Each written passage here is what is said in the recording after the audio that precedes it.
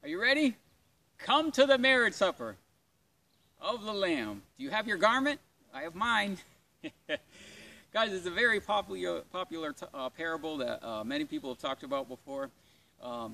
There's many things that I've shared on this channel, so if you're new to this channel, keep an open mind. There's many things that we've learned and discoveries we've made that we've proven out, and we can find them all in the parable of the marriage supper. Okay? Now, guys, the first thing I need you to do is, most of you don't actually read your Bibles. You just listen to what everybody says about the Bible. So what I want you to do is pause the video and read Matthew 22 and read Luke 14, okay? Matthew 22, Luke 14. Okay, pause the video and read the parable. It's recorded in two places, and there's information that's in both parables, but we combine that information together to get the full story. So pause the video and read that. Okay, hopefully you've done that. If you haven't, please pause the video and read Matthew 22 and Luke 14. All right, well, I'm going to have to get into it. I have a lot of material to cover. I'm going to try and get it all in the amount of time I have here. But guys, in order to understand this, there's many things that we've discovered. We're going to go all of them.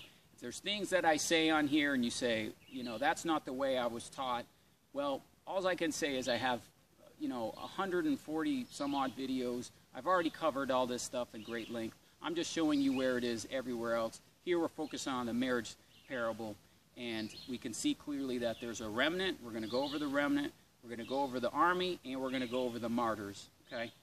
So there are several people groups here. Now, the first thing you have is the Lord sent his servants to call that were invited to the wedding, and they would not come. Now we know what this is. The Lord sent his servants and called them to a wedding. We know that this is Vashti refusing the king's command in Esther chapter 1. The king made a feast just like this here, and he said, come, bring the queen and the crown royal, and let her present the beauty. But Vashti had her own feast, and she refused the king's command. That's what you've done as well. That's what I've done. We refused the first call. We'll see clearly there are several calls, 3 exactly. That's the first time. Vashti refused the king's command. Then there's a second call. Again, he sent forth other servants. Come, for all things are now ready. And the Lord slayed his oxen and his fatlings. We'll see about oxen later. But guys, this is now we have realized that it's not going the way that the church taught us. They lied to us and said, oh, do your own thing. Everything is fine. You don't have to repent. You don't have to prepare for the Lord's coming. You don't have to watch. Well, yes, you do. You have to do all those things. And you have to accept his invitation. But what happened? Just like you guys are doing right now, they made light of it. Oh, everything is fine. It's not the end times. Everything is the same as it's always been. Scoffers and mockers. And they went their ways, just like Vashti, refusing the king's command. And they withal, with one consent, began to make excuses. Now, when we look at these excuses, guys, we'll see clearly that this is a type of person. This is the great multitude that's going right into the great tribulation. And here are their excuses. These are the reasons why. Guys, if the Lord comes to you and says, sell all you have, give to the poor, take up your cross and follow me, what will you say? Will you say, you'll probably have excuses just like this. I can't. I have this. I can't. Blah, blah, blah. Don't say I can't. Don't say no. Say, I don't know how to. I'll say, yes, I will do it, but I don't know how to. What do I do about this? What do I do? Ask questions. Don't have an evil heart towards the Lord's invitation. He is calling you, go after him with all your heart. You're in desperate condition and shape right now, and we're trying to get you ready for this. So, here are the excuses. I have bought a piece of ground. I must needs go see it. Please have me excused. That's the first excuse. The second is, I have bought 5 yoke of oxen and must go prove them. Please have me excused. The third excuse, I have married a wife, therefore I cannot come. Guys, these excuses is exactly what the Lord said. In the last days would be days of Noah, days of Lot. They'd be buying and selling and marrying, giving in marriage, up until the very day. Having no clue that anything is going on differently. That the last days would, no idea what's going on. This is exactly, the people are entirely blind and no clue. No clue as to the time.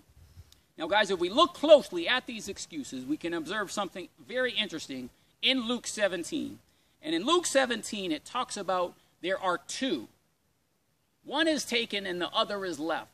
You may have heard the parable. Now, you'll notice in some of your translations say two men, two women, it might say. But those words are not in the Greek. It's just two.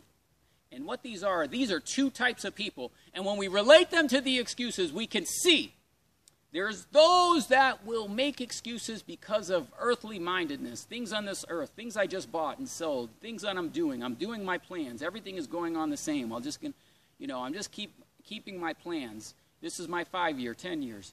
No idea that the Lord's return is right at hand. There'll be two in the field. We heard the guy that bought the field. One is taken, the other is left. Well, who is taken? The one that is mindful of the Lord's return, watching for his return, with their lamps burning, and prepared for his return. And the other is left. Who's the one that's left? The one that made excuses, that bought the field and said, no, I can't come to the marriage supper. Two are grinding together. Who's grinding? Oxen. One is taken, the other is left. This is the type. The type that the guy that bought 5 yoke of oxen. He bought his oxen, and now it's the type that is taken. The one that made the excuses, the 5 yoke, he's left behind. The other one that's mindful of his return is taken. Glory to his name. And then, what do you have? You have two in one bed. The guy that got married. One is taken, the other is left. The guy made excuses. I got married. I'm this. I'm going to have children. I got plans. I can't come, Lord. Well, you're left behind. Then you go into the great tribulation with the great multitude. So then what happens is this is still the second call. And the master of the house, being angry, said, go quickly, bring in the poor, the maimed, the halted, and the blind. Now, guys, I go hiking. I love the outdoors and everything. And I was hiking one day, and then 2 days later, I had a terrible knee pain. I'm in perfect health. I haven't had a common cold in like 4 years. I have perfect health. But I had this terrible knee pain. And I couldn't understand why. I just woke up with it. There was no injury, nothing happened. But I ended up being laid up in bed literally for a week. And I couldn't understand this. I'm like, what is going on? You may have noticed in some of the videos I still had work to do. I still had messages to get out. So I'm doing it, but you'll notice I'm limping. I'm in a lot of pain. But it had me thinking, what is this? Why did this happen, you know? And, Lord gets our attention in unusual ways. So it had me thinking about limping. And it got me thinking about in the King James it says halted. And it got me thinking about the marriage supper again. And so I looked up this word. And sure enough, you find it in Micah. So in the book of Micah, chapter 4, the whole book of Micah is very, very prophetic. But if you look up Micah 4, it gives the answer about who are the poor, the maimed, and the halt. And it says this, in that day, says the Lord, I will assemble her that is halted, and I will gather her that is driven out, and her that is afflicted, the poor, maimed, and halt. This is what he's talking about right here. And I will make her that is halted a remnant. Here we have the poor, maimed, and halt, guys, represent the remnant. And her that is cast off, I will make a strong nation.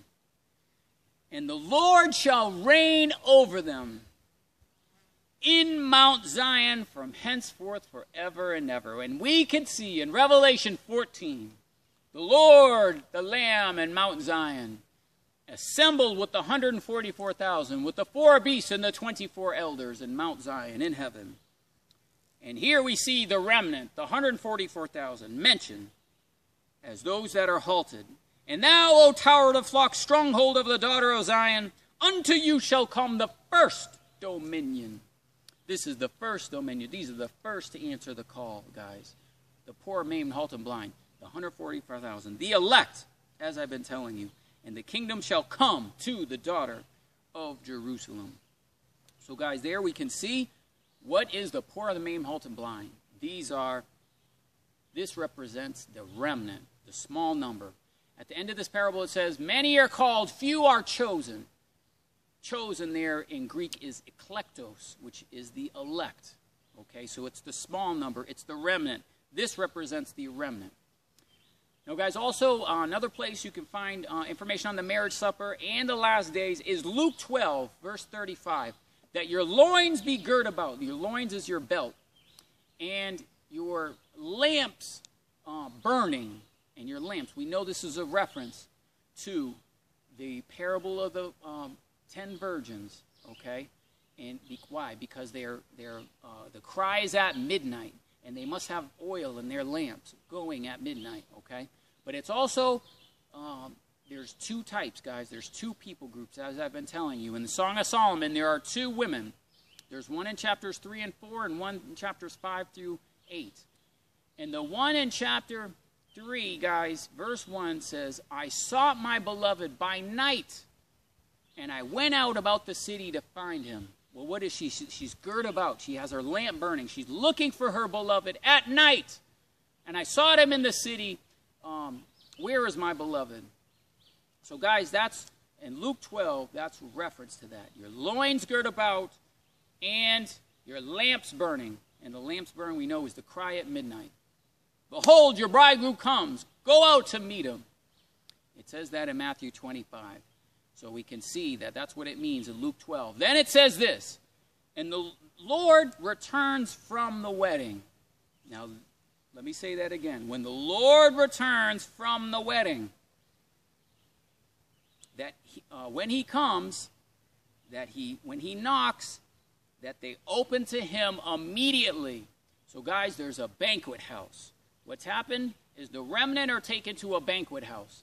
And we can see that banquet house in Song of Solomon again. But this is why the Lord returns from the wedding. Because those that were taken, there's a small number, but there's still room. We'll see that in a minute.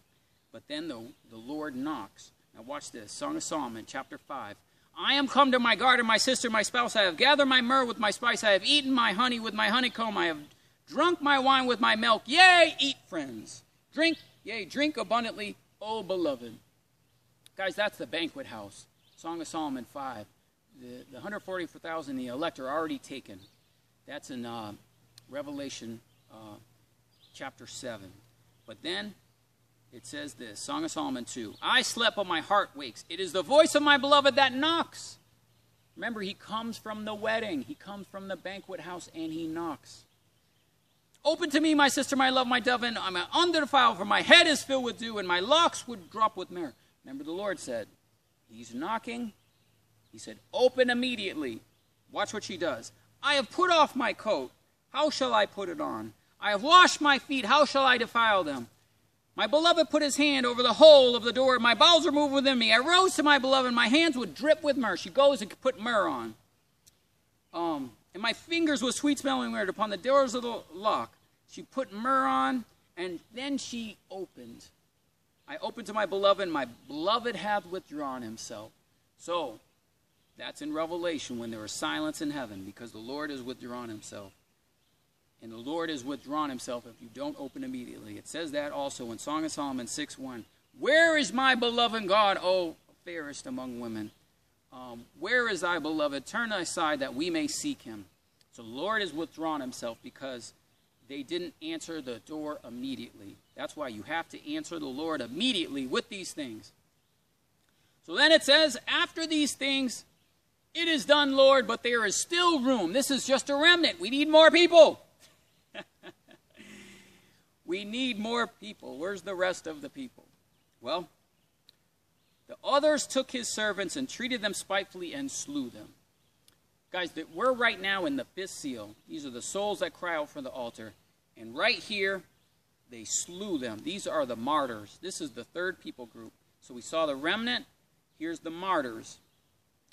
And they took his servants and treated them spitefully and slew them. That's exactly what's happening right right now, Christians all over the world being martyred for a gospel and the witness sake. But then it says this, then go into the highways and hedges and compel them to come, that my house may be filled. This is the gospel of the kingdom being preached into all the world for a witness sake. It says this in Matthew 24, verse 14. It also says it in Revelation 14, verse 6, which let me read to you. It talks about an angel saying with a loud voice, and another angel flew in the midst of heaven, having the everlasting gospel to preach unto them that dwell upon the earth, and to every nation, kindred, tongue, and people, saying with a loud voice, fear God, give him glory, for the hour of judgment is come. Worship him that made heaven and earth and the sea and the fountains of the waters. So now the gospel is preached into the witness, into the whole earth and the witness sake. So those servants went into the highways and gathered together as many as they found, both bad and good. Now they're gathering as many as they can find. Okay, now you may wonder, why is it bad and good? How could this be? Well, this is the great harvest. In the great harvest, you'll notice there are wheat and tares. There's bad and good. The Lord said, let the wheat and tares grow together, and we'll gather, just like it says here, until the end days. And this is what we find in Revelation 15, that the sickle, the angel has a sickle, and says, reap. But then there's also, those are the good, and then the evil are those that are pressed in the winepress of the wrath of God. And then those are those that are evil. So this is the great harvest right here. And the wedding was furnished with guests. Finally, the wedding was furnished with guests. So then, oh, excuse me, I forgot the army. Okay, so when we had the martyrs, guys, then the king heard, he was angry, and he slew, and he sent forth his armies and destroyed the murderers and burned their cities. So he was angry with those. And this is the war that's soon to transpire between the kingdom of heaven and the forces of darkness that are killing the Christians. There soon will be a war and a conflict and a battle taking place. Okay? And there will be an army. We find this army in Revelation. It's the sixth trumpet. It's the mighty army. And this army will be fighting the locust army, which is the fifth trumpet. And then the seventh trumpet is blown, and they are gathered, and they are taken at a twinkling of an eye, at the last trump. So this third people group is the army, and it's in the Joel 2. It records this army. So we know there's a remnant, there's an army, there are martyrs. So these are the three people groups clearly defined in the marriage parable. And the wedding was furnished with guests, which we finally see in Revelation 19:7. The bride has made herself ready. So all these people groups are the bride. They are all sealed in the end, and they have the seal of God in their foreheads. But there's a first fruits. Then there are martyrs. Then there is a great multitude, and they will assemble in an army. Now, guys, let me take a moment and show you all this here in time.